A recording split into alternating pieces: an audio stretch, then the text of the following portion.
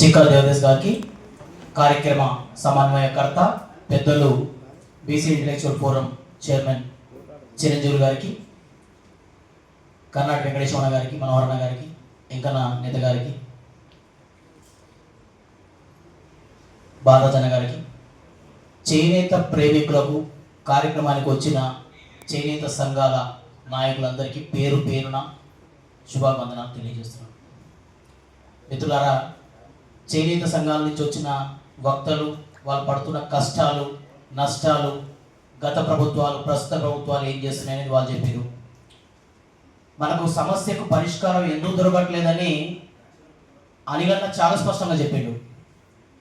సమస్య ఉంది, పరిష్కారం ఉంది. మరి దీనికి ఏం చేయాలన్న విషయం చేనేత సహకార సంఘాల రూపకల్పనలో, ఆ రూపంలో చేనేత వర్గాలకు గ్రామస్థాయి వరకు కూడా అద్భుతమైన వ్యవస్థ ఉంది. మన వ్యవస్థలో మనం చైతన్యం తీసుకురావాల్సిన అవసరం ఉంది. ఆ చైతన్యంతోనే ఇలాంటి సమస్యలకు పరిష్కారం ఉంటుంది. మరి ఇప్పుడు ప్రస్తుత సమస్య చూస్తే, సహకార సంఘాల ద్వారా ఆర్డర్లను తీసుకొని సహకార సంఘాలకు సహకారం ఇవ్వాల్సిన ప్రభుత్వం ఏకీకృత టెండర్ విధానం అనే కొత్త టెండర్ విధానం తీసుకొచ్చి ప్రైవేటు కంపెనీలకు లబ్ధి చేకూర్చే కుట్రలో భాగంగా ఈ కొత్త విధానానికి తెరదీసింది. మరి వీళ్ళు మాట్లాడితే చేనేత అభయాస్తం అంటున్నారు, కానీ చేనేతకి ఇది భస్మాసుర హస్తంలాగా ఉంది. కామారెడ్డి డిక్లరేషన్లో గత ప్రభుత్వాలు ఆ మోసాలు చేసినాయి, ఈ మోసాలు చేసినాయి, మేము అధికారంలోకి వస్తే మీకు మరిన్ని ప్రభుత్వ ఆర్డర్లు ఇస్తాం, మరింత నిధులు ఇస్తాం అని చెప్పి మన దగ్గర ఓట్లు కొల్లగొట్టిన ప్రభుత్వాలు ఇలా ప్రైవేట్ కంపెనీలకు లబ్ధి చేకూర్చడానికి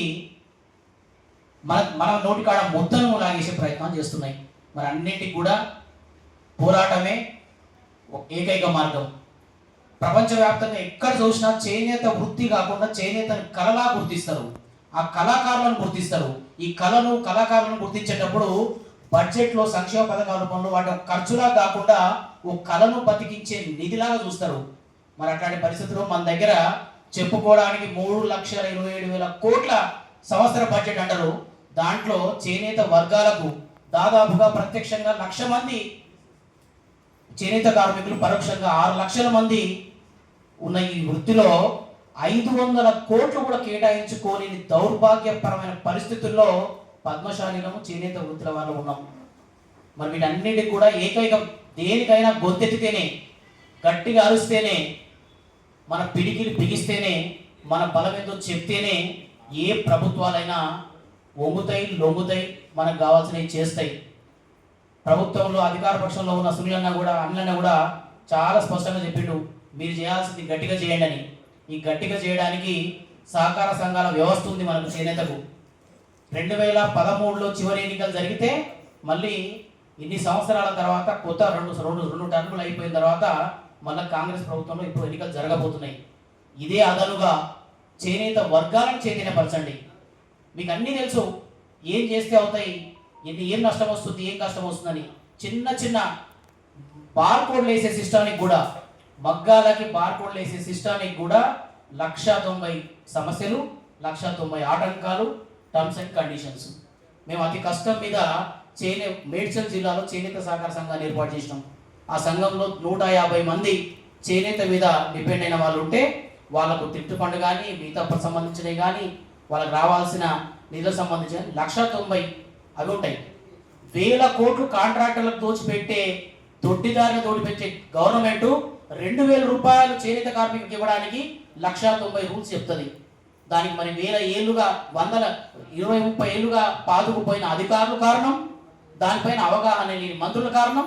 ఇప్పుడు అందులోనే చెప్తున్నాడు, ముఖ్యమంత్రి గారికి ఈ విషయం తెలియదు, సంబంధిత మంత్రికి అవగాహన లేదు. అంటే ఎంత దారుణమైన పరిస్థితులు ఉన్నాయి. మరి చేనేత పైన నిర్ణయాలు తీసుకునేది ఎవరు? ఆ హక్కు ఎవరు ఇచ్చారు? సంబంధిత శాఖ మంత్రికి కూడా అవగాహన లేకుండా, ఆయనకు తెలియకుండా ఇలాంటి చేనేతకు చేటు తెచ్చే నిర్ణయాలు ఎవరు తీసుకుంటున్నారు, ఎందుకు తీసుకుంటున్నారు? సో గొంతెత్తాల్సిన అవసరం ఉంది. మిత్రులారా, మనం అందరం కూడా వ్యవస్థీకృతంగా గట్టిగా పోరాడితేనే, రాజకీయ అధికారం మన చేతిలో ఉంటేనే, మనం ఓట్లు ఎవడికో వేసి ఇంకెవడికో ఏదో అడిగే పరిస్థితి కాకుండా మన వర్గాలను, మన నాయకులను తయారు చేసుకొని రాజ్యాధికారంలో భాగం పొందితేనే ఇలాంటి సమస్యల నుంచి శాశ్వత పరిష్కారం ఉండదని మరొకసారి తెలియజేస్తూ సెలవు తీసుకుంటున్నాను. జై చేనేత, జై జై చేనేత. గుత్త సత్యమైన వారికి ధన్యవాదాలు. ఇప్పుడు రాపూర్ జ్ఞానేశ్వర్ గారు మాట్లాడాల్సిందిగా కోరుతున్నాను.